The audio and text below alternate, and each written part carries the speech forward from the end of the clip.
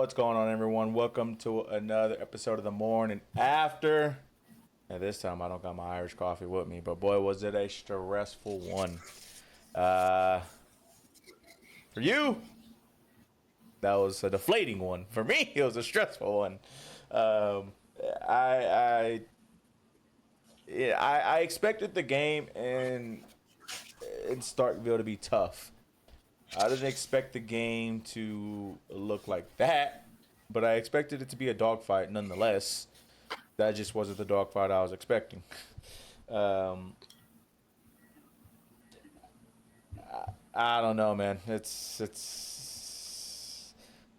we can get into the nitty gritty, but I mean, hey, I want to start off the show saying like I apologize, man, for you.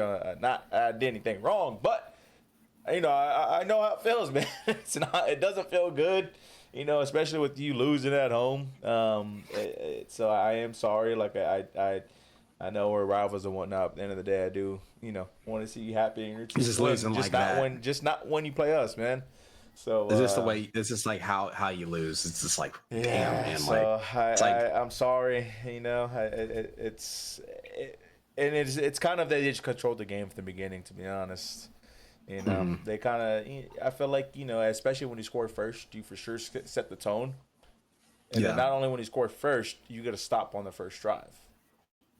yeah. So They scored a field goal, which I was like, hey, that's a winning formula against Ole Miss. You have them kick field goals. We go down the field. We actually move the ball down the field well first drive. We tie it up, kick a field goal. Then they go back and score. But then we score again, an explosive play from Isaiah, an explosive pass play. And I mean, he looked super fast, like the fastest player on the field right there, took it to the house. All right, it's 10-10. Look, we're going to have to score points. Like, this is a very good Ole Miss offense. They're going to move the ball. They're going to score points. They're going to do their thing. And then from there, I just think really situationally, we gave them a lot of stuff that got them, into that lead they had going into halftime. It's 10-10, we get a stop. They pin us down with inside the 10, but then we get two back-to-back penalties, which back us all the way up onto our own goal line. And that's a place you don't want to be with the football. But I'm like, look, just run the ball, get out of here and punt it. Like, it's fine. I don't like the play call there, running an outside run play that kind of takes a while to develop because you got to hit the outside to get to the edge. Ole Miss has fast players in the front seven, and Torrey Blaylock gets tackled in the end zone. We give them a safety. So we lose a possession, give them 2 points, and then we got to kick the ball down the field. And they get a short field just because it's a free kick. Then they end up scoring a field goal off that. So we go down 5 points. It's a 5-point swing right there, just like that, right? So, we get the ball, kind of move it again, and get to the middle of the field, kind of gray area, plus territory, get down to 4th and 2. We call a timeout, and then we come back and we run a rollout boot type of play on 4th and 2, and it's a pass play. So I think they were like, oh, run pass option. There's nowhere for John to run. There's nobody open. We have to basically kill the play, lose that down, and then they go and they score, and it's 22-10, right? I look at that situation. It's like, if you're going to call a timeout and you don't run the ball there, then just punt it. I'd rather than punt it. The defense is playing well enough. You make them drive down the field at least, instead of giving them a short field to where they're already, a first down away. They're already in field goal range, right? And, that was kind of the tail of the tape, but I like how we battled back. We came back in the second half. Lane Kiffin, I thought, made some interesting play calls with the Austin Simmons and Trinidad Chambliss thing. I mean, he'd rotated them multiple times in crucial down and distances, multiple times in the red zone. Ole Miss goes for it early in the third quarter, and they rotate quarterbacks again, don't get it there. So, we kind of trade blows. They kick a field goal. We kick a field goal. It's 25-13. Get the ball back. We finally start running the ball. Give it to Xavier Robinson, pops a 68-yard touchdown, gets us right back into the game, ignites the crowd. And the defense made adjustments. In the second half, I mean, we really started locking them down. We really started making adjustments and getting some pressure on the quarterback. And then, get a stop, get the ball back again, drive down the field and give it to Xavier Robinson, another 3rd and 7, long run play, scores right there. We take the lead. We go up, 26-25, we go for 2. The play's there. John's got to put that on Torrey's chest. You can't make a running back scoop a pass off the ground. Like, could he have probably caught it? Maybe, but that catches is too difficult for somebody that's not constantly catching footballs. I So mean, we you're don't right. get that. They scored 12 points in the second half. Yeah, yeah. So we made the adjustments, and that's what I like. Like we were there, and I mean, even if you take away the mistakes we made in the first half, that's probably 5 points they don't score in the first half, and that can go a long way, right? So, they scored a touchdown as well. And then, we kind of get a stop. We punt it to Isaiah. And I'm like, look, I'm feeling good. I know they had scored, but I'm like, I'm feeling good. The way the return was, we were getting the ball on the 50. We were already there. We were only down 5 points at that time. So I'm like, look, we score here to take the lead, or you at least are, a couple first downs away from cutting it to a field goal game or a 2-point game. You kick a field goal here, right? So Isaiah gets a return, jumps in the air for no reason, gets hit, ball comes out, fumbles. I'm like, man, not like this. And then they end up kicking a field goal. We go down 8. We still have a chance to move the ball. We still have a chance to tie the game up. And we actually start that drive good. I mean, we moved the ball very fast. Like we were on the 50 in like 2 plays, and we with like a minute and 40 left. I was like, oh, we got plenty of time. You could even run it there. And then I think we just abandoned the run. We had all 3 timeouts. I think we just abandoned the run too early in the game, especially in the fourth quarter. And we got pass happy. You get down, you get behind the chains fast, and then we get it to a 4th and 5. We got guys open. We had Isaiah literally open underneath on the out route, which get the first down. Look, it's 4th and 5. You don't need to be trying to get a home run play. You don't need to be trying to score right there. You have time. Get the first down because you need a new set of downs. John misses that throw, and that was kind of the tail. I mean, he just missed some throws. Guys were open all game.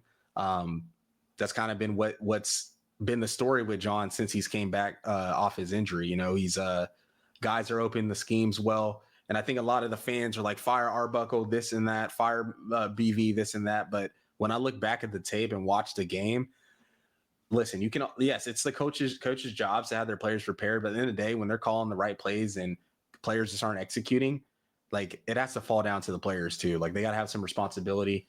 I believe in, what Arbuckle's doing from a scheme standpoint. I do think they gotta, who your 2 running backs are. It's Torrey and X. Like those are the 2 guys. However, I think you should give both of them kind of like the South Carolina games, feature them both early. And then whoever's the hot hand, you just kind of ride with them in that game. And that's kind of what they did in this game. When Xavier got going in the second half, they kind of stuck with him. But I think Xavier, for the type of teams we're going to play in the SEC, he's got enough speed to go to the distance. Like he's a big back, but he's definitely fast enough to break long runs. And he's just a bigger back. He runs patient. I feel like every time he was getting a carry, he's getting like 6-7 yards, falling forward, getting 5 yards. And that's establishing the run game, right? So I think we got to do that. I think we got to run more quick game to get John some completions early, just kind of build that confidence up. I feel like he's been allergic to the middle of the field lately. Like I feel like Jaron Kanik has not been getting any targets, and he's open a lot in the middle of the field. I feel like they're not targeting him enough. And, I liked what I saw, at least from Brent, from the defense standpoint, made the adjustments against Ole Miss, and we actually fought back in the game. We were down 12 at half and came back and took the lead, right? Yeah. So, and, that's progress. In the past, I feel like we'd shell up. So, unfortunately, end up losing. It's a tough loss. For sure. And it just sucks because it's like you have so much momentum just from the third quarter alone because, one, y'all won the second half in general. But 2, y'all won this third quarter. Y'all scored 16 points. They scored 3. But y'all couldn't score anything in the fourth, and that's like ultimately where it came back to, bite y'all's because y'all just didn't score in the fourth, and they held y'all to nothing. So I mean, this game was fun to watch for one. 2, it was a dogfight, but like I said, something I texted you, it's just weird because like y'all's defense is great, but like it looks like you can't move the ball on them, and another time it looks like you just can, just at will. And with an offense like this, and actually with just a team like this, because at the beginning of the season, we shitted on, so to say, Ole Miss's defense, and it's just because of years past. They've always had an offense, they just never had a defense. That's something that they've always lacked, and that's what kept them out of these big games. And it's not the best defense, but even from the beginning of the season, that defense has come a long way, and it's not a defense that's going to win you games, but you can count on that defense to kind of get you a stop or two.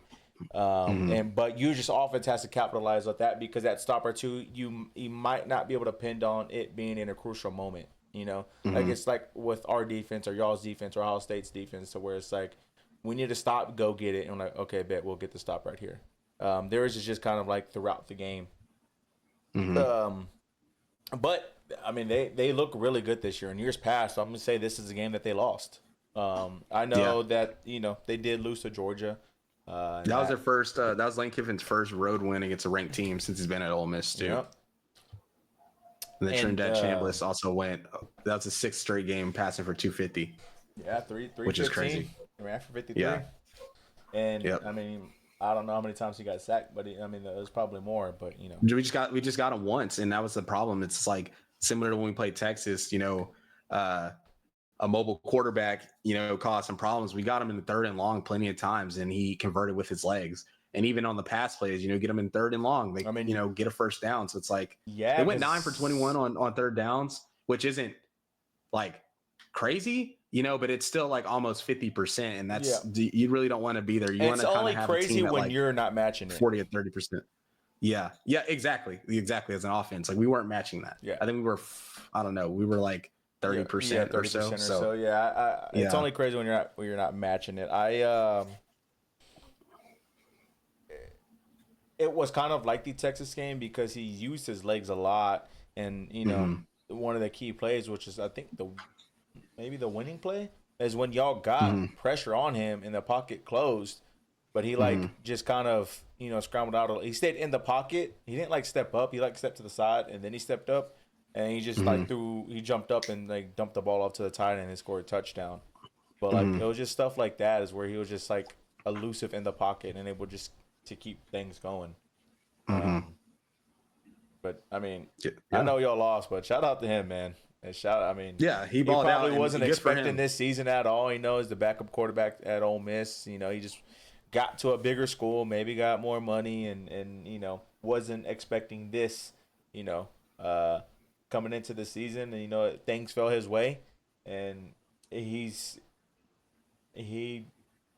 been rocking with them, man. He's like you said, this is what, 3rd straight game 250 more.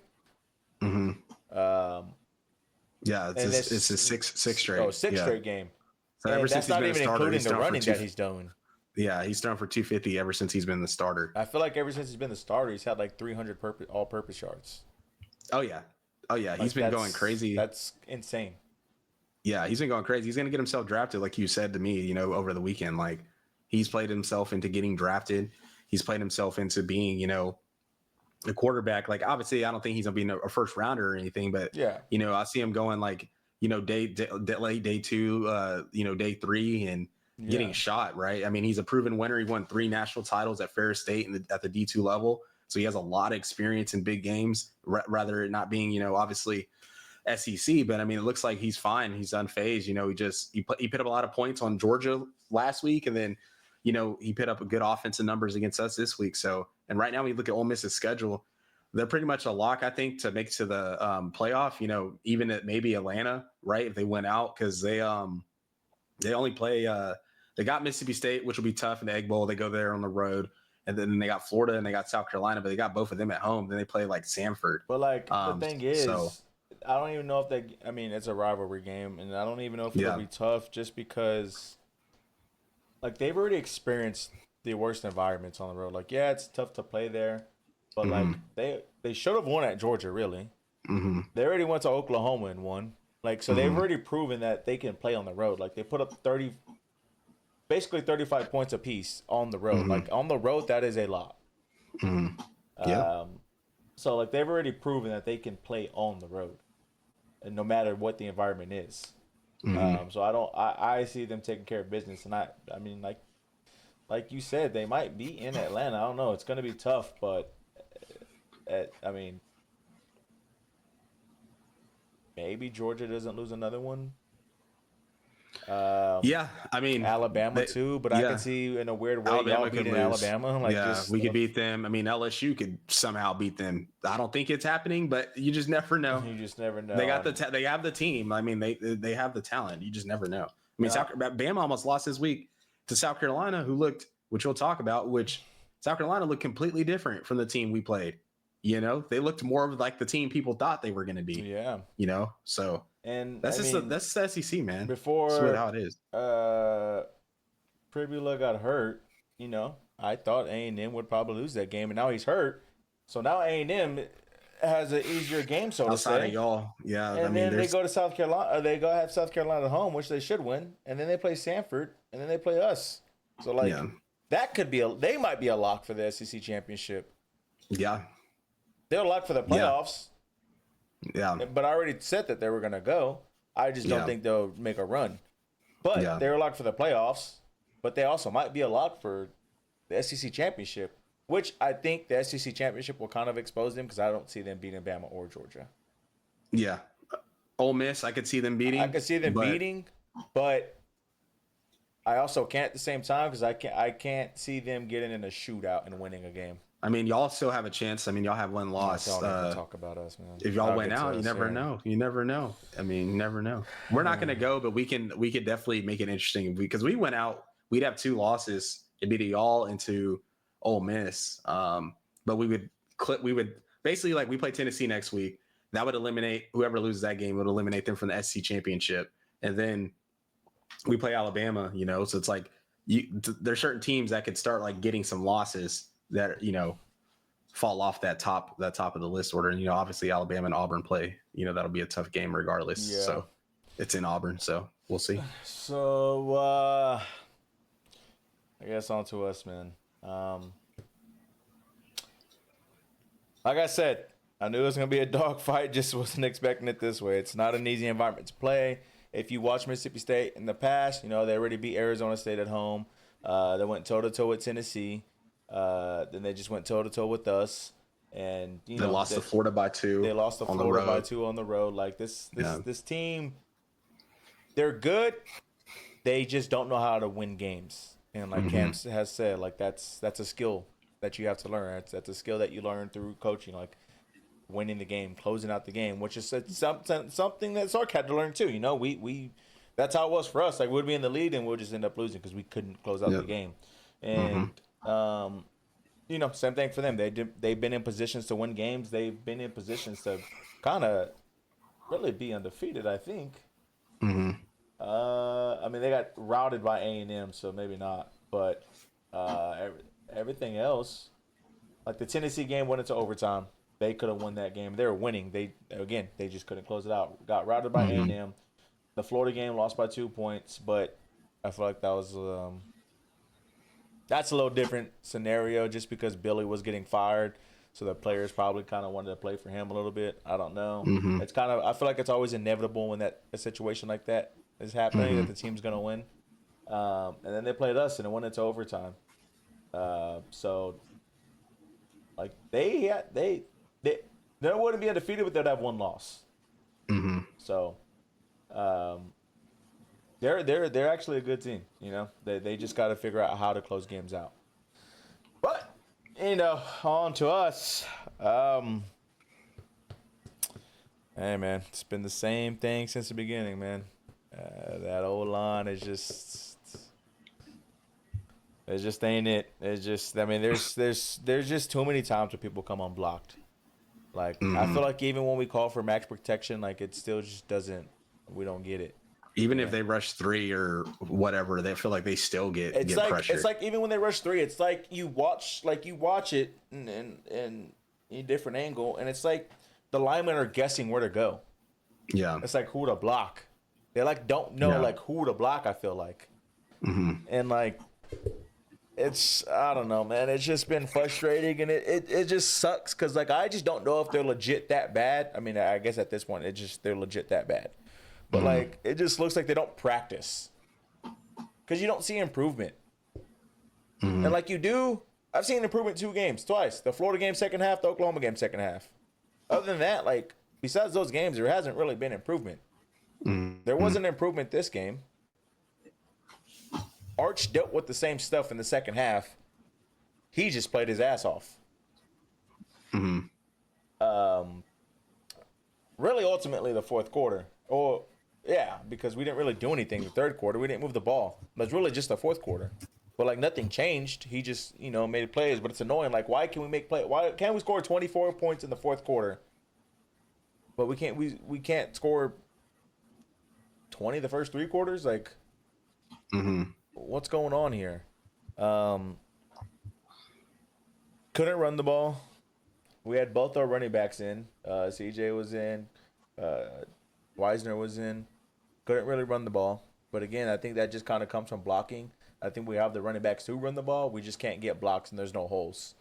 I feel like the running backs kind of fight for every yard they get. But, I mean, when there's nowhere to go, there's nowhere to go. Wingo looked good. They're connecting a lot on deep balls. Even then, like just letting him run, spreading him out. They weren't necessarily like swing pass or screen passes, but like kind of like swing passes, and then he would just kind of take off and just. I mean, again, he was the fastest man on the field, so he would just, run by everybody. Even then on deep passes, like just run by everybody, and we got some of those. But outside of that, like we weren't moving the ball. Like the only time we moved the ball, it kind of felt like on the explosive plays. And that even goes to special teams. Ryan Niblett, ran one back, ran another one, and got us in good field position. Like, that was an explosive play. And, again, if we did score and move the ball, it was from an explosive play from Wingo. So, I don't know, man. I don't want to go, keep harping on it because our problem is just our offensive line, I feel like. That's just, that's with any team, that will be the biggest issue you can probably deal with, and that is an issue that you don't want to deal with because I know we always say defense wins championships, but, if you don't have an offensive line to do anything for you, you're not going to score any points. And if you don't score any points, you're just not going to win a game. You still have the narratives of the play callings and whatnot, but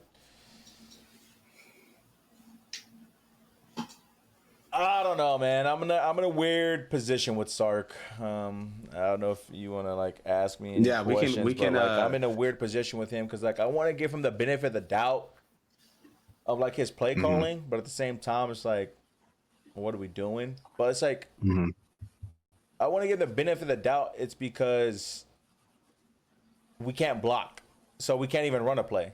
We can't even let plays develop. So it's all right, hand off duties, give it to somebody else. But then it's also at the same time, it's well, if you know that, then why don't you just run shorter stuff, quicker stuff? But even then, when we run quicker stuff, balls get better at the line, inaccurate throws on slants. The timings just aren't there. So it's I'm in a weird position with him and wanting him or letting him go or giving play call duties away and whatnot, and I don't know. Part of me just feels like a lot of it's just the offensive line, and part of me feels what the hell are we running here? I think it's the O line. Obviously, that's been an issue. Could be a mixture of both. And then I think honestly too, you guys just got to use your personnel and your strengths. I feel like every time Texas has gone down in the game this year, that's when the offense is opened up. I mean, it starts off in week 1 against Ohio State when you guys had to come back into the game and try to make something out of it late. You guys started pushing the ball down the field and started creating plays. Obviously, you lost the game, but you can kind of see that's kind of the formula that you guys need to do. And all the other games, you guys kind of run what you want to run. It doesn't really matter, but there were struggles in the offense in those group of 5 games that you guys played. You play against us, right? We kind of did what we did with y'all, and you guys, created some explosives, but really outside of that, you guys never felt because our offense wasn't, challenging you guys enough. You never felt like there was a need to kind of push the ball, right? But, against Florida, you guys were losing. You had to start making plays. You guys started moving the ball late in the game. And now in this game against, Mississippi State, you're down 17 going to the fourth quarter. It's fuck, we have to open up the playbook. We have to come back into this game. We got to come back fast. So we got to spread people out and throw the football. And when you guys have the talent, you guys do have a receiver. It's hey, maybe we just need to go more air raid. Maybe go to more 10 personnel, more 11 personnel, and spread teams out, throw the football around, quick little screens. I mean, the first possession, you guys run a little quick screen to Wingo. He gets tackled on the 1 yard line, first play of the game, explosive play. And then you score super fast, right? So it's maybe you guys need to go back to some of those principles and then use that to open up the run game instead of, using multiple tight ends, things of that nature.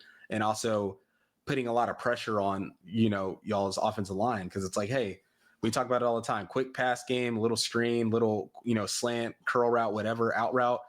Even if you get 4 or 5 yards, those are extensions of the run game, essentially. It's like running the football. They're easy completions, high percentage throws. And it's like, okay, look, now it's 2nd and 4.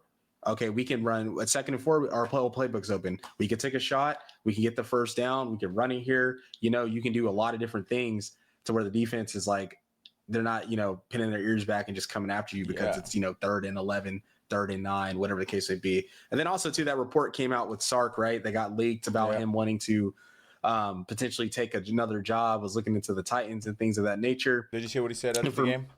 Yeah, and I did see what he said after the game and how upset he was and how mad he was and things like that. But at the end of the day, I don't know like how this gets leaked without people knowing in your circle, because regardless of like you saying your agent never put anything out, they had to, put out stuff through the CAA, the organization and stuff they're a part of. The fact that did get out from the Athletic, from a reporter 6 hours before kickoff on game day is just a bad look. I know you can defend it as much as you want. You can say like, you're not entertaining this isn't true, but it had to come from somewhere. Like nobody is going to jeopardize their career, especially the person that put it out. I think is like a pretty well reputable reporter for the Athletic. Nobody's going to jeopardize their career just putting out a nonsense take or statement that doesn't have any kind of truth to it. I'm not saying there's, like he didn't do it or whatnot, but to me, I just look at it. It's like, they're not just going to say this. And like, what are you trying to leverage and get paid more because you're seeing other coaches get paid? You see, there's a lot of job openings coming up. But I was talking to some other Texas fans this year specifically. What have you done to warrant a raise? You were preseason number 1. You're battling to, potentially make the playoffs this year when you had everything laid out in front of you. Your offensive line and an offense in general has been just like malpractice. You're the offensive coordinator. This is on you. You're the head coach. And you just got a raise last season.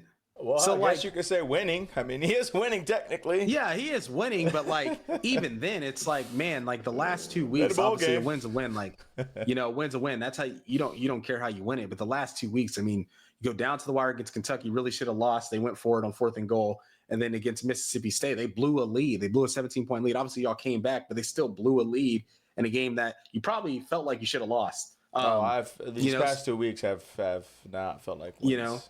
So you win both these games, right? You finally come back home after not being a DKR for 42 days, which is crazy. Like I didn't even realize it was that long because you guys played Florida bye week, Florida, then Red River, then 2 road games. So it's been a while since you guys have been in DKR. Hopefully that settles everything down. But you're going to be potentially going into this game without Arch against I guess Vandy they team. know something we don't because we are currently a 2.5-point favorite. Shit, we were 5.5-point favorites, and we lost by 8. So I don't know, man. I don't know. I mean, we really should. We could have won that game. I mean, we just shot ourselves in the foot. It took a 12 gauge to the foot. That's y'all's a different story. We just blow. We just self-destruct. It sucks. It is what it is. It is what it is. But we'll see. I mean, right now Tennessee is also favored against us 3.5. But I can see that line maybe coming down to 2.5. I can see y'all's coming down to 1.5, becoming a pick 'em, especially if Arch doesn't play. I could see it being kind of there. But yeah, I mean, outside of that, I took a nap. I was kind of sad. I was chilling. I woke up to watch the 4th quarter, and I saw y'all come back. Man, bro, because people just be, it's insane. If I lose, bro, like everybody be talking. I'm like, bro, y'all Texas fans, I'm like, y'all already beat us. Like, why are you like chirping me for no reason? Y'all still got a game to play. I was like, y'all still got a game to play. Like, just you don't say anything. I said Texas fans. What am I? You're a Texas fan, but you're not all of them. I said I apologize, and I said I'm sorry, man. I'm quote unquote going for y'all, and I want y'all to win. But hey, man, I know how it feels. Yeah, it sucks. Yeah, so we'll see, man. We got to bounce back. Yeah, we got to bounce back. Yeah. Shout out Ryan Niblett. He's the GOAT. Anthony Hill played his ass off. Colin Simmons played his ass off. I feel like Mookie should be back there with the club. I don't know. I feel like that hurts kind of a lot. It's like a big point of our defense. Yeah, I could see him maybe trying to come back, but maybe y'all just like try to have him for Georgia I because you get the mean, bye I before just don't know Georgia, why he and can't wear a club. maybe because he just got the surgery this I year don't or this know. week, so that's probably why. Maybe like next week he gives it a go and with the Maybe, club. yeah. Because Um, bro. but hey, the problem is maybe I look at it, I could see him playing against Vandy and maybe not playing against Mississippi State because of the offense. Mississippi State, they throw the football, they get the ball downfield. Safety's going to have some work. So more club or Vandy not, like runs the like, ball and whatnot. yeah. Club or not, like he's going to have to Shit. make plays and tackles and Exactly. So I'm coverage. And, swinging that club around. maybe against Vanderbilt, you're not really too concerned about their pass game. So this is a game where he comes in and will play more. So he's not, as much a liability with one arm, essentially. Yeah. So, But on to the rest of the slate. UCLA at Indiana wasn't even close. They didn't even sniff any points. Kind of the Cinderella run that they've been on comes to an end, and Indiana just continues to look really good, and that explains why they're still number 2 in the country, even after the current polls come out, which we'll get to later. But hey, man, I just, I mean, I can't. I don't know. I want to see them. I just want to see them play Ohio State. That's what I want to see. That's all I want to see. I just want to see them play Ohio State. That's all. Or like Valid. another good team. I mean, I know they Valid. played Oregon and went into Eugene and they did win, but like, I just want to see them play somebody else again. Because they're nice, bro. They are, and I'm not Boys taking are anything nice. away from them. But we got haters like Devin Nates that say the SEC this, SEC that, but like. You look at the Big The Ten SEC and the is the Big best Ten league. in the Big Ten schedule, they don't play anybody. So like Ohio State's schedule is like stupid easy, and Yep. like Literally obviously easy they're until gonna they play win. Michigan. Yeah, and then kind of the same thing with Indiana. Yeah, they had Oregon on there, but like with And they play Penn State, but the Penn State isn't exactly. they're not even who looks good over there? Real quick is Iowa. Like all of a sudden, I mean, they just beat Minnesota 41-3. I looked at their schedule. I think Iowa plays Oregon and USC and a couple other teams that, might it could get interesting. If Oregon can somehow beat some of these teams, I mean, they might get talked about because, I mean, right now they look pretty good and it ain't going to be easy playing. I think they go to USC and I think Oregon might go there. That's one to look out for if they go there. I don't know, but regardless, go ahead. You continue. Yeah, no, I just want to see them play more teams. Like with the SEC, like it's back to Oregon back goes to Iowa. back to back to back to back to back, and there's just no break. Like even the like bottom half we teams, it's like the talent. Oklahoma. Yeah, Kentucky isn't good. It's Kentucky, but like look at history. It shows like it's still hard to play there. At Mississippi State. Mississippi State's been, kind of relevant in our lifetime just because, it had Dak and Mike Leach and whatnot. And it's always just a tough environment. And then, we play Vanderbilt. Yeah. And then we play Georgia. And we play A&M. And then y'all just played, Ole Miss. Then y'all still have LSU. Y'all still have Alabama. Y'all played us. Like, it's the gauntlet over here, and that's why that's why I say I want to see them play other teams, just because it's one showing, and that's all we have to go off of. And same thing with Ohio State, like they played us, and that's like the only showing that we can go off of. So yeah, but we already talked about Ole Miss OU. Let me get a sip real quick. Next. The game that I was hoping went another way. South Florida at Memphis. I was pulling for South Florida big on this one. It would have been cool just to see them go. Especially that they've done what they've done already. It was kind of inevitable for Memphis to win just because they're coming off a loss, and a loss to UAB. Not good, especially after they fired their head coach. That's not a team that you should be losing to in general. Like you should always beat them. So they're at home this week, and they have to win just to kind of keep stuff alive in a sense, and especially in their conference for a conference championship. So I was hoping for a different outcome, but we got what we got, and Memphis does win, and they now are currently ranked, which I don't think they should be, but they're now currently ranked, and they, as of now, they are the favorite to be in the college football playoff. Now you have some cannibalism in that conference. You still got Navy, you still got South Florida, you still Yeah. got them. So like stuff could change. Stuff can shake up. But yeah, man. Shout out Memphis. Shout out them Tigers, man. I mean, hey, I actually saw, I was watching like the college football scoreboard show or whatever late last night, and off the top of my head, let's see if I can remember. I think Memphis before this game they had a 9% chance of making the playoff. They went up to 23% chance. Was where USF is at. I think Tulane's at 20%. I think USF is at like Tulane too, yeah. at 20%, 19%. Navy was like at 14 or 13. James Madison was at 9%. So those are kind of like those teams right there in the group of five that will be kind of in the mix. Right now, I would say, unfortunately for USF, Memphis is the front runner just because they have that head-to-head now. So you obviously that has to factor in and matter. However, there's a chance for Memphis to drop some games. There's also a chance for, Navy to get in there. They play USF, they play Memphis, they play, Notre Dame. So they got some stuff to where they could boost their resume, and get in there as well. But yeah, that was just a tough loss for USF. I mean, just losing that game, and good win for Memphis after losing the UAB last week. You bounce back, and the game that was really the most important one. It's like you're kind of kicking yourself. It's like, damn, we lost last week. Now they because they. It's crazy because I look at it. If they beat UAB and Memphis, they would have. I was gonna say all the other games seem bigger, like the Miami game seemed bigger, the Boise State game seemed bigger, but like this was the biggest game on their schedule, and like you said, they South Florida lost, and now they're like, damn, man. Yeah. I mean, they still have a chance. Like I said, that conference is pretty close. So, but these next two games, do you kind of want to skip over? I mean, I know I know you'd be hate watching, so you might want to talk about one of them. Yeah. Yeah. I mean, real quick, Kansas K-State. I don't even know who won that game. Was it K-State? They won. K-State won. It wasn't close. What was the final?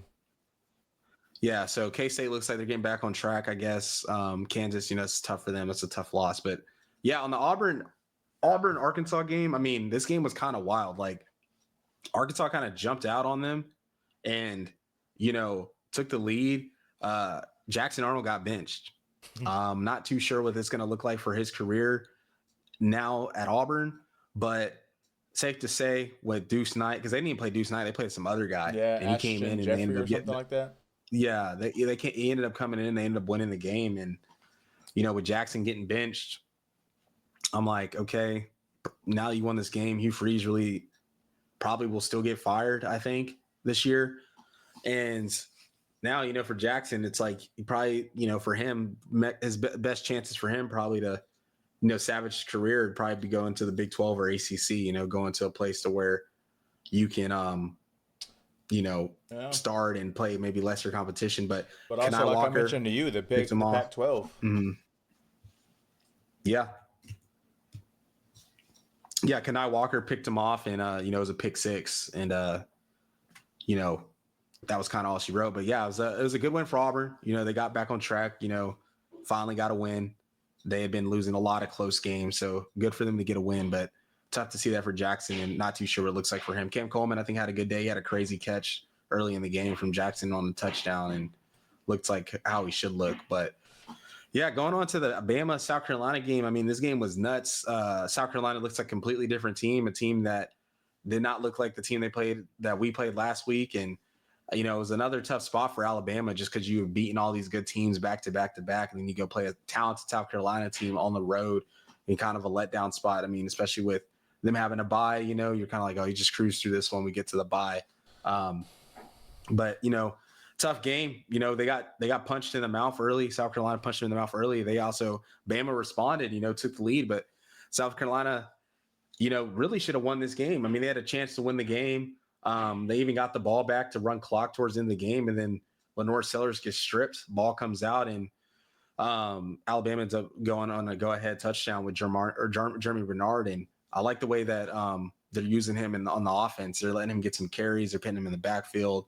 They're throwing him the ball. They're getting creative with getting him the ball in space, and it's a big win for Alabama. You know, it's tough to keep winning, and Alabama's still finding ways to win, and that's a really tough loss for Shane Beamer and them because their schedule doesn't get any easier. They had all these expectations. I do still feel like South Carolina is the type of team to play like that and get one person this year. It could be Ole Miss, you know, it could be one of those teams. I definitely think they can do it because they got the talent, but it's tough for Shane Beamer. And, you know, there's some people talk about him maybe getting fired. I don't think you fire him this year, but it is just tough when you have the talent that they do have and the expectations, and you're still losing games. So, yeah. Yeah, I mean, hey, Bama doing Bama things. It's not a game they're supposed to lose, and like you said, winning's a skill, and they went out and they won this game, man. It was a dog fight, but they found a way to win. They were down, they tied it, and then drove down the field again and took the lead, and that was kind of all she wrote. But I think that's something that you're going to continue to see from Alabama, especially after a bye week. They're only going to keep getting better, and hey, man, they might have the path to Atlanta the easiest, not the easiest, but like the safest, just because they continue to get better. But a lot of season left, man. They still have some tough games. LSU a lot of still a season tough left. game. Regardless, y'all are still a tough game regardless. A lot of season left. So we'll see what happens with that. But yeah, shout out Alabama. They came back and won. I fortunately did not get to watch too much of this because my parents came over to watch the game. My dad likes the game on full screen. He doesn't like the multi-view. He was like, I'm watching Texas. I don't care about nobody else. I was like, hey, valid. I mean, that's how it was when Ole Miss was playing Oklahoma. I had Oklahoma on the big screen, and then I had 4 games on the small TV. During commercial, I'll expand it to the 4 and kind of see what's going on. But I have a big TV, so like my 4 small screens are like a good size, decent size. Yeah. So I still watch, like, the volume stays on the Texas game when I'm watching. But like I'll have the other games up. But he likes to watch the whole thing. So no, I get it. Yeah, I get it. Especially when it's your team, man. I get it. It's tough, but yeah, man. BYU, Iowa State. Look, Iowa State, you failed me. You failed me in Carlos. They had the lead. I thought they were gonna win the game, and out of nowhere, BYU has a crazy offensive explosion. They put Iowa State away. So I guess BYU's legit. I don't know. I mean, I guess so for now. Yeah, they won this game, and is this a team that's going to be like, are they legit? Like, how legit are they? Like, I still feel like they're not like as good as they are on paper. Like their record and ranking, I don't feel like is as good as that shows. But for right now, they've been taking care of business, and I'm not too sure. I know they got some tough teams on their schedule, right? They got some tough teams. Yeah, I think they still go to Tech. They went to Iowa State. They go to Tech. They still play TCU, and they got Cincinnati. So I'm gonna say they're gonna at least lose one. I can't see them going undefeated. I'm gonna say they lose one. Hopefully, because I just don't think they're that good. I really don't. No, man. Bear went crazy, man. It's something that you ain't never seen from the kid, man. He balled out. 307 passing yards. They usually don't like to throw him too much, but he went crazy. He is Chase Roberts was kind of their number 1 receiver going into the season, and then now Parker Kingston, he's kind of stepping into another role, and now they got like 2 really good standout wide receivers over there. They both, one went for 128, one went for 133. So I'm gonna say they both went for 130. Like, you're gonna win you some ball games, 2 receivers going 130. Yep. And maybe that's just BYU trusting Barrymore and being able to throw the rock. So, yeah, man, they continue to win, and they find ways to win. And, that defense is pretty good. So, if you can score some points on them, I feel like you should win the ball game because their offense, to me, just, isn't the best. But clearly, they showed a different sides of themselves, and they went on to win the game. Hey, shout out BYU, man. Maybe you'll surprise us this season. Yeah, hopefully. We'll see. But next, A&M at LSU. Game wasn't particularly close. I mean, it was close at one point, but it was still an ass whooping. Given at the end of the day, I think it was like, what was it, like 9-14 or something? And I was like, okay, maybe we got a ball game here. And A&M's driving down the field. Marcel throws a pick in the end zone. I was like, bro, you got to capitalize off this interception, like. And then, you know, LSU goes up, I think Mm-hmm. 19-14 Mm-hmm. or 18-14, something like Mm-hmm. that. And at halftime, going into half, and I'm like, okay, you're in a spot, LSU. Like, you can win this game. Mm-hmm. And they're doing their thing. Offensively, defensively. Obviously, A&M has a pretty good defense, especially on the front seven. So for you to like move the ball a little bit and score some points, that shows something. Mm-hmm. Now the outsides, I'm still not convinced on them, but um, yeah, man, I going into half, I fully thought LSU was going to win this game. I really did. I thought they would just be the better team in the second half as well, especially at home at night, bro. And then it just becomes a complete slaughter fest. Yeah, I mean that return from Kevin Concepcion. Concepcion, It, like it becomes that really just opened the game up. And Marcel Reed doesn't throw those picks. I mean, like right now, the Heisman race, I think it's him, Mendoza, and Chambliss. Really, I mean, I'm trying to think of anybody else. Maybe Julian Ty Sayin will Simpson. be a sneaky. Yeah, Ty Simpson, of course. Yeah, can't forget him. Maybe Julian Sayin will be a sneaky pick later on in the year because he's been playing really good, and I feel like no one's talking about it just because they're not playing anyone, or like they're just beating everyone. But yeah, man, Marcel Reed, A&M, they look good, bro. I hate to say it, but they do. Aggies look good, and Brian Kelly. I mean, You every hate time to you saw say him it, on the boy. What? every time you see him on the sideline, every time you see him on the sideline getting mad, he's like he's cussing out his coordinators, saying, "What the f's that? What are we doing, Joe? All these different things." Like when the return happened, he went to special teams coordinator. That's gonna get you fired. Like, bro, like the stuff he's saying is so crazy. When like he's obviously feeling the pressure, he's obviously feeling the scrutiny. I don't know if you like were watching the game late when they pulled out Nussmeier and they just showed him walking up and down the sideline, just pissed off. Like Whit Weeks went up to him, was talking to him, and you could just tell he was as livid with the whole situation. I mean, they even talked about it on the broadcast. Kirk Herbstreit was like, "Look, LSU was a team that was being talked about at the top in the SEC at preseason. A&M was kind of like a middle of the pack team, right?" Nussmeier came back, probably could have went in the first round last year, made a bunch of money, came back, kind of got hurt, kind of got banged up, and just looks like somebody who is just tired of playing football right now. Maybe for LSU, just like losing the way it's been, all the stuff that's going on, the pressure and the expectations. And look, I mean, hey, I know the buyout's crazy right now. LSU doesn't have a president. So maybe they don't make this decision right now, but if LSU job opens up, I mean, I think it becomes the I best mean, job open, so. this off season, man. Even with we'll just say it as of now, the potential of Texas as well. Potential If of Texas, those potential of us. I mean, the potential of This off season could be insane. But we told y'all yeah, going into the season, the Luke season was going to Fickle. be one for the storybooks. Yeah. Like that. Also, in not people. Yes, it involved teams losing, but also like coaches getting fired. Like there's. Lane Kiffin said he's here to stay, but I don't know, man. Money talks, and if Money somebody's paying you talks. that money, that means Ole Miss is going to open up too. Obviously, one gets filled means one's opens, but like there's going to be some jobs that are just going to get open, and it's going to be like, Mm-hmm. wow. Mm-hmm. This I is mean, it's already kind of like that. I mean, with James Franklin getting fired, we yeah. didn't expect that. No, We not at didn't think he all. was gonna get fired.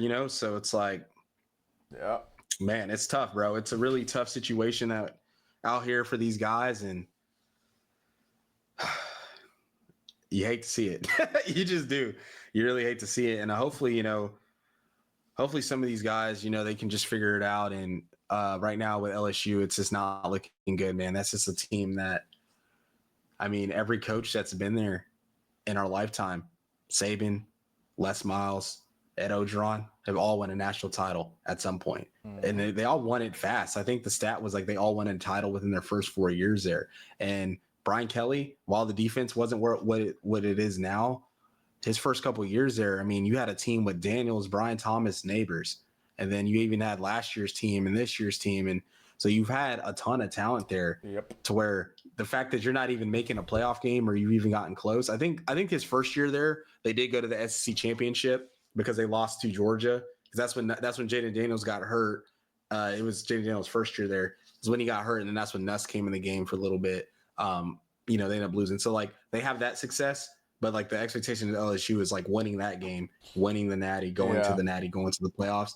And they opened up the checkbook for him this year. They spent a ton of money to build that roster. And right now LSU is staring 6-6 in the face. I mean, I don't know who else they play. They play us. They play Alabama. They're already 5-3. Who else do they play? I'm sure they got another SEC game on the schedule. Let me see. LSU football. Yeah, so they play Arkansas at home. Look, I know Arkansas hasn't been beating teams, but that team plays everyone close so far.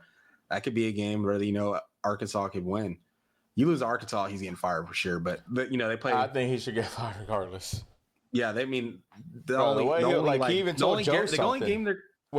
only game they're going to be favored in is going to be probably against Arkansas and Western Kentucky. Like they're not going to be favored against Oklahoma on the road. They're not going to be favored against Alabama on the road. And by the time they play us last game of the season, they already might have made that firing, or the team might already just be checked out. Yeah. Because they're like, we're not playing for a playoff spot. We're not playing for anything. We don't even know what the coaching situation is going to look like. It's not looking good. Yeah, it's not looking good. It's not ideal. Like I told you yesterday, when you start saying stuff to your coordinators like that, like you feel the pressure and you feel that firing's coming down for sure. But yeah, A&M keeps on winning. I mean, everything's just kind of playing in their favor so far. They haven't really had the toughest schedule, but hey. The point of the game is to win, and that's what they're doing. Next, Michigan State. I didn't really watch this game too much. I know that it was close-ish at one point, and I think Michigan kind of just ran away with it. Yeah. I mean, it was close early. Michigan pulled away. Thank you, Michigan. Keep winning, please. Keep winning, please. But Michigan. Hey. They still got a chance, man. They still got a chance for the playoff. I mean, they went out. I told you they were making it, man. They got to win out, I think, because they have 2 losses and they're in the Big Ten. But they do have Ohio State's number, so we'll see what that game looks like. They got them at home too. So we'll see what that looks like. But I think Michigan's schedule the rest of the way, I think it's pretty. They should by the time they play Ohio State, they should be 9-2. So they got Purdue at home. Go to Northwestern. Go to Maryland. The Northwestern game, maybe Maryland game, they could be tricky. Maryland game specifically, but then you come back against Ohio State, to finish the year, and that's a massive spot for them because they could be sitting there 9-2. We win this game, we punching our ticket to the playoff. We got their number. This is our biggest rival. The number 1 team probably still in the country by the time that is. So, yeah. Hope they do. But they won this game, and then they kind of control their own destiny, man. Like I've said on here before, I think he didn't really have to do much this game, but I think Bryce Underwood's is a really good young talent. Both his running backs went off. I think they ran for like 220, combined, the 2 running backs. So. They're doing that, and you ain't got to throw much. Obviously, that was like y'all against South Carolina. Like, when your running backs can do that and your quarterback can just chill, we love those kind of games. But, yeah, man. And then last but not least, Mizzou at Vandy. No, Vandy at Mizzou, right? Yeah. No. Mizzou was at Vandy. Mizzou was at Vandy. Yeah. Shout out to, man. This game was a low-scoring dogfight. I mean, both teams played really good defensively to the wire. What happened, honestly, was the tail of the tape. I mean, you have Purbulla gets hurt in the red zone, to score and take the lead. and he's probably out for the year. And it sucks for him because he was having a pretty good year after, not really playing much at Penn State, goes to Missouri, was playing himself into getting drafted, I think, was having a pretty solid career or season there. And, unfortunate for him, I don't know if he can get a medical. I don't know how it looks for him, but, he's going to probably be out the rest of the year. They're going to be going with a true freshman the rest of the year. And, Missouri is a team that can make the playoffs, but right now when you lose your starting quarterback, it's going to be tough sledding for them, especially. I don't know who else they play, but I know they go to OU, and, they got a couple of tough games on their schedule. But, yeah, man, Vandy finds a way again. I mean, it's a culture thing over there. It's a culture win for them. I mean, they asked Pavi after the game, you think you should win the Heisman? He said, hell yeah, I think I should win the Heisman, and he was like, if we continue to win games and, continue to even win these games on our schedule, that'll play itself out. But, I mean, hey, Vanderbilt, it's crazy to say, but this is a top 10 team, and they're a legit top 10 team, and they're a team that has a chance this weekend when they come to Austin to really control their own destiny. Hey, watch them out and get into the playoff. Because I was looking at their schedule. I think they play y'all. They got Kentucky, and then they got Tennessee. So, if they can beat somehow, like they can go 10-2, make the playoff. They can, even if they lose to Texas, they win those next two. But if they really beat Texas right on the road, and I think they control their own destiny, not only for the playoff spot, but maybe to play an SEC championship. As crazy as that sounds. And see, I'm just going for Vanderbilt though, because I do genuinely like Pavia. It'd be cool. I've always liked the underdog, especially the short people, because I'm short myself. You know what I'm saying? But I think the difference, I mean, because he gets compared to like Johnny Manziel a lot and whatnot. But I think the difference is like he doesn't carry himself as Johnny did, so he's easier to like. Johnny was just like. Pavia is also very like cocky, but like he's proved that he can be cocky. Like look what he's done. Look how far he's made it. Look what he's done to Vanderbilt. Yeah. But he's like a humble cocky. It's weird. I don't know how to explain it. He's just not out there like Johnny was. But I like Pavia, man. That boy out there. I just don't like him when he's playing us. Yeah, man. It's hey man, he's doing his thing. I mean, Vanderbilt is it's crazy. It's crazy as good as they are. But real quick before we end this podcast, the polls came out, so we got to go through those real quick. As always, we're gonna obviously talk down to up, right? So here we go.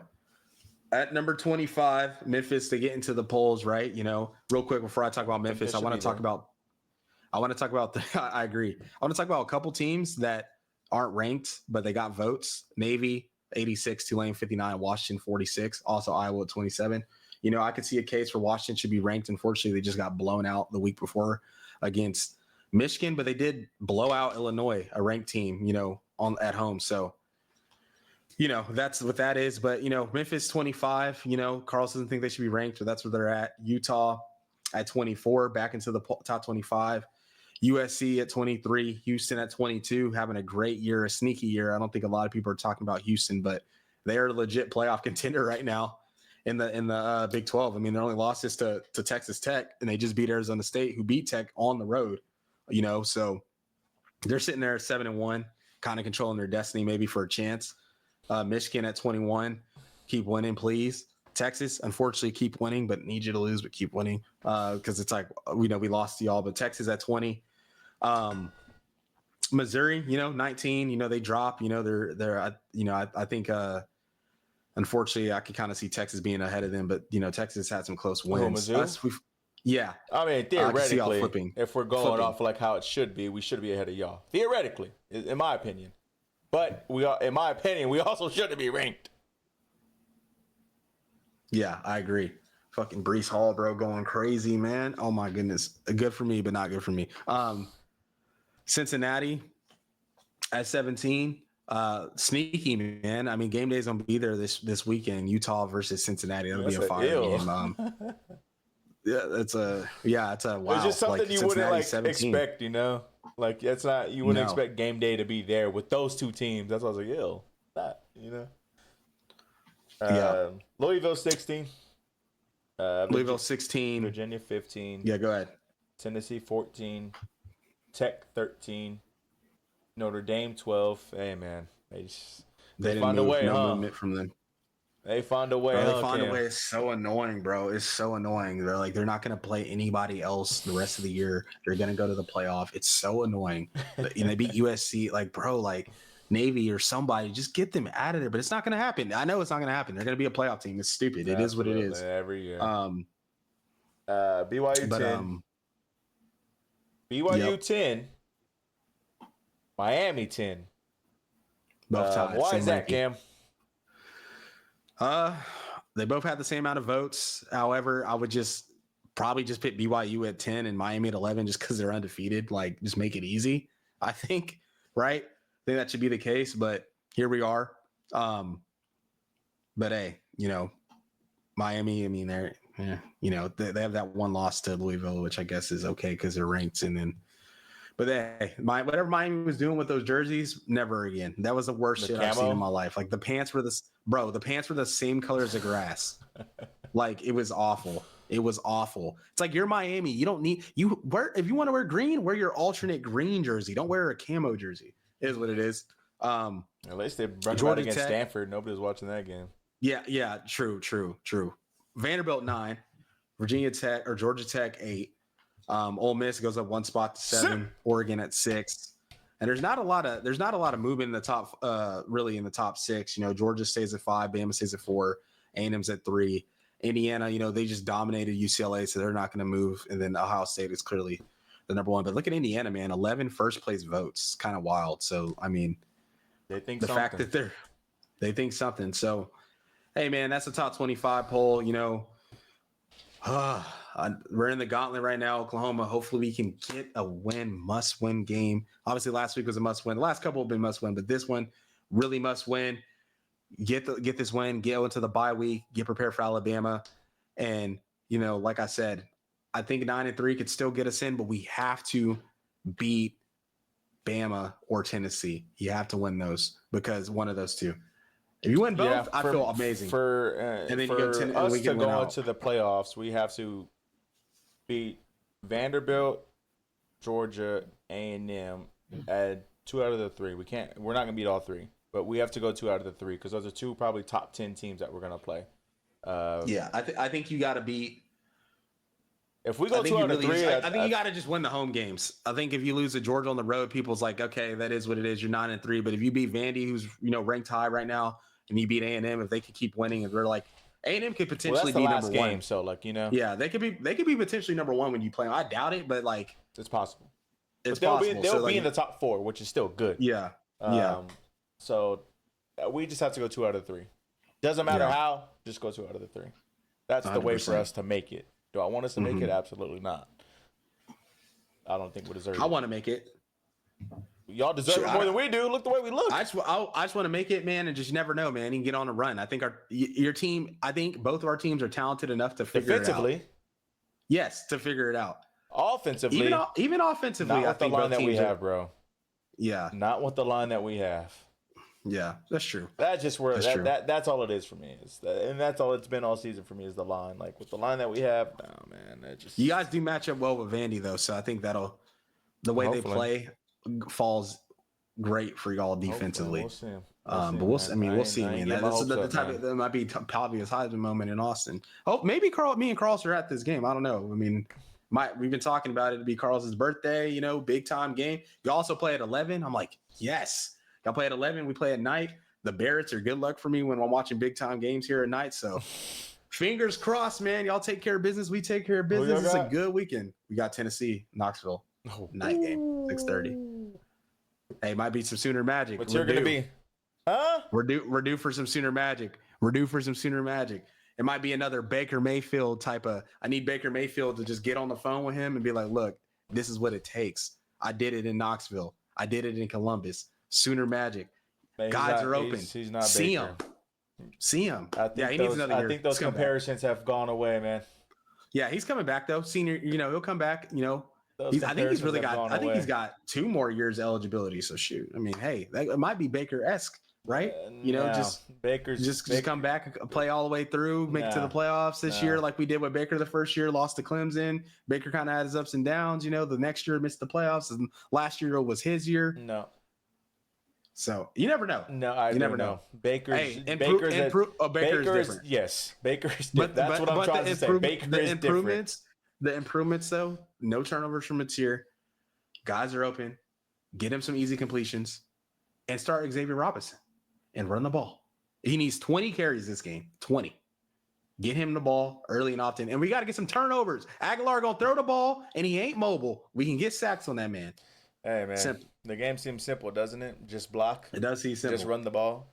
Just throw it over people. It does seem simple. It does seem simple game, man. We make it overcomplicated. And don't fumble the ball on damn special teams. All right, man. That'll do it for your buzz over here at 54 yards in the morning after. We'll catch y'all guys next time. As always, hook 'em. Boomer.